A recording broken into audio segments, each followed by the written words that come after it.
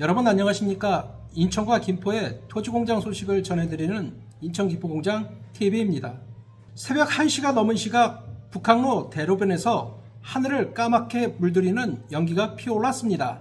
공장, 창고, 토지를 주로 중개하는 사람으로서 이 화재를 그냥 지나칠 수가 없었습니다. 현장으로 달려갔지만 경찰이 이미 통제선을 쳐놓은 상태였습니다. 그래서 드론을 띄웠습니다. 지상에서는 연기와 소방차밖에 보이지 않았을 것입니다. 하늘에서 내려다본 피해 범위는 생각보다 훨씬 컸습니다. 17개 공장, 27개 동, 단 하룻밤 사이에 잿더미가 됐습니다. 오늘은 이 화재 현장을 드론으로 직접 촬영한 영상과 함께 공장 창고 임차인과 임대인이라면 반드시 알아야 할 정보를 정리해드리겠습니다. 인천 소방본부에 따르면 이번 화재는 6월 16일 오전 1시 49분 서구 원창동의 한 기계 제조 공장에서 시작됐습니다. 불은 공장 밀집 지역 특성상 빠르게 인접 건물로 번졌고 소방당국은 화재 발생 약 2시간 10분 만에 대응 2단계를 발령했습니다. 인접 소방서 대여섯 곳의 장비와 인력이 총동원된 상태입니다. 소방관 285명, 장비 102대, 청라호수공원에서 물을 떠 나르는 소방 헬기까지 투입됐습니다. 결과는 17개 공장, 27개 동 소실, 인명피해는 현재까지 없는 것으로 확인이 됐습니다.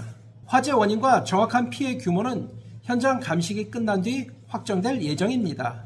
화재가 발생한 원창동 북항로 일대는 인천항 북항 바로 옆에 붙어있는 항만 배후 공업지대입니다.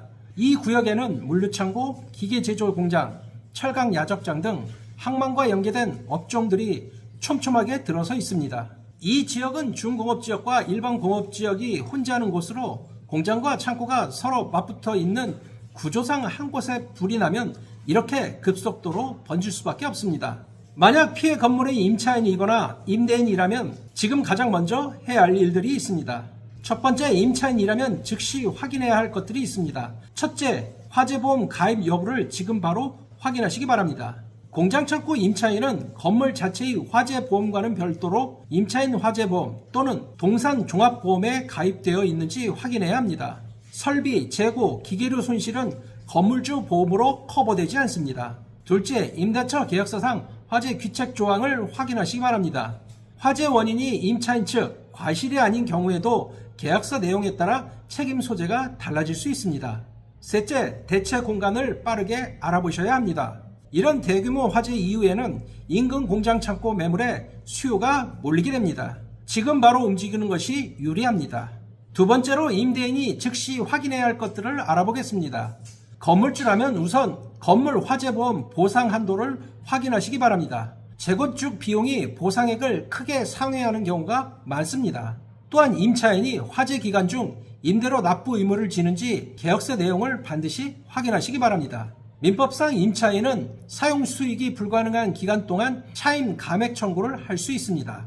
공장 창고 화재 남의 일이 아닙니다. 북한 일대 공업지대는 대부분의 건물에 가연성 자재가 많이 있습니다. 화재보험 지금 확인하지 않으면 나중에 반드시 후회합니다.